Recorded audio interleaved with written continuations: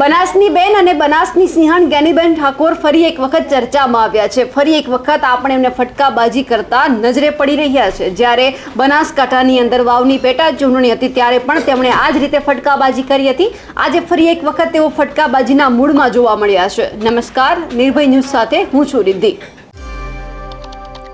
જ્ઞાનીબેન ઠાકોર બનાસકાંઠાના સાંસદ તેઓ જ્યારે અંબાજી ગયા, માં અંબાના દર્શન કર્યા અને દર્શન બાદ તેમણે ફટકાબાજી શરૂ કરી છે અને ખાસ કરીને અહીંયા એમણે ભાજપ ઉપર પ્રહાર કર્યા છે। કહ્યું છે કે જ્યારે રમશે ગુજરાત, જીતશે ગુજરાત, આ જ્યારે ભાજપ સ્લોગન લઈને આવ્યું છે, પરંતુ ક્યાંય એવું નથી લાગતું કે આમને જોઈને આપણા ખેલાડીઓ છે, આપણા યુવા દીકરા દીકરીઓ છે રમવાના છે। કારણ કે ઘણી બધી જગ્યા ઉપર એવું જોયું છે કે ગ્રાઉન્ડ તો છે, ખેલાડીઓ છે, પરંતુ સાધનો નથી। કોઈક જગ્યા ઉપર સાધનો છે પરંતુ રમતગમતના ગ્રાઉન્ડ નથી। આવું તો આપણે ભાવનગરમાં પણ જોયું હતું કે જે રીતે સ્પોર્ટ્સ સંકુલ બન્યું છે, યુનિવર્સિટીમાં આખું આપણને જે ગ્રાઉન્ડ બનેલું જોવા મળ્યું, પરંતુ એમાં પાણી ભરાઈ જાય છે, કરોડોના સાધનો છે, ધૂળ ખાઈ રહ્યા છે, તેમ છતાં અહીંયા કોઈ જ સગવડ નથી।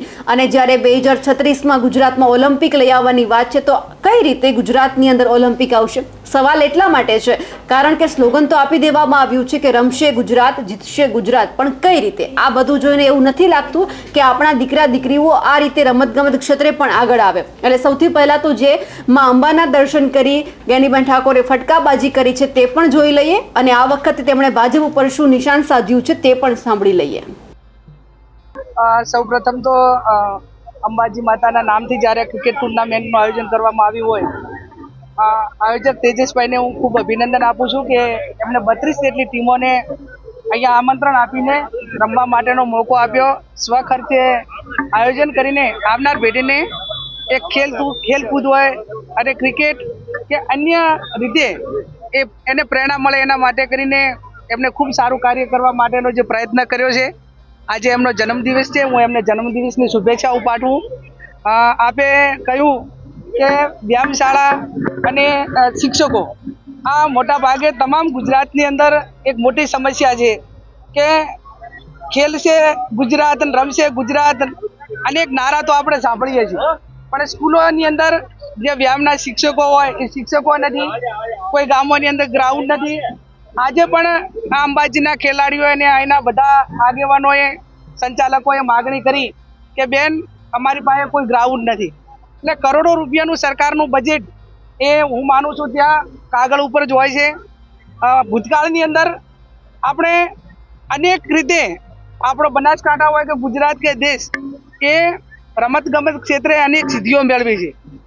ઘણા વર્ષો એના પછી જે ગૌચરની જગ્યાઓ હોય કે અન્ય રીતે જે ગ્રાઉન્ડોની ફાળવણી કરવાની થાય કે વ્યાયામના શિક્ષકોની ભરતી કરવાની થાય, એ ભરતી સરકાર પૂરતા પ્રમાણમાં કરતી નથી ને એટલા માટે ખેલાડીઓને સ્કૂલની અંદર જે કેળવણી મળે, એને માર્ગદર્શન મળે, પ્રેરણા મળે, એ શરૂઆતમાં પહેલા ધોરણથી કરીને જ્યારે એનું ઘડતર થતું હોય એ ક્યાંક ને ક્યાંક પાયો કાચો રહે છે ને એના કારણે આપણા વિદ્યાર્થીઓ જે બીજા રાજ્યોની સરખામણીમાં એ સ્પર્ધામાં ટકી શકતા નથી। એટલે હું રાજ્ય સરકાર પાસે અપેક્ષા રાખું કે સમગ્ર તમને ઉદ્યોગપતિઓને આપવા માટે જમીનો મળે છે, તમને બીજા ખર્ચા કરવા માટે કરોડો રૂપિયા મળે છે, મુબારક છે એમાં તમને જે કંઈ હોય, પણ તમે થોડું આવનાર પેઢી માટે કરીને પણ ક્યાંક ગ્રાઉન્ડ માટેની વાત હોય કે વ્યાયામના શિક્ષકો ભરવાની વાત હોય, જાહેરાત પડે તો એની અંદર હજારો અરજીઓ આવતી હોય છે। કંઈ એ પૈકીના આપણી પાસે વિદ્યાર્થીઓ કે નોકરિયાત જે બેકાર રોજગાર કહેવાય એ નથી એવું પણ નથી, પણ સરકારની જે ઈચ્છા શક્તિના અભાવના કારણે ક્યાંક ને ક્યાંક આ વસ્તુની ખોટ એ સમગ્ર રાજ્યની અંદર વર્તાઈ રહી છે। અપેક્ષા રાખીએ કે વહેલામાં વહેલું આમાં માટે નિર્ણય લઈ અને આ ખેલાડીઓના ભવિષ્યને, આવનાર પેઢીના ભવિષ્યને ધ્યાનમાં રાખીને કંઈક સારો નિર્ણય લઈને સંચાલકો અને સ્કૂલોની જે માગણી છે એને પ્રાયોરિટી આપીને પૂરી કરી। જ્ઞાનીબેન ઠાકોર ઘણા લાંબા દિવસ પછી ચર્ચામાં આવ્યા છે। ફરી એક વખત તેમણે જે રીતે ફટકાબાજી કરી તે જોઈને એવું લાગ્યું કે જ્ઞાનીબેન ઠાકોર છે તે ફરી એક વખત હવે ચર્ચામાં આવવા લાગ્યા છે, કારણ કે વાવની ચૂંટણીમાં પણ આ જ રીતે આપણે એમને ફટકાબાજી કરતા જોયા હતા, પણ ભલે તે કોંગ્રેસ વાવમાં હારી ગઈ હોય, પરંતુ ફરી એક વખત તેઓ પોતાના જૂના અંદાજમાં જ્ઞાનીબેન ઠાકોર છે તે ફરી આવી રહ્યા છે।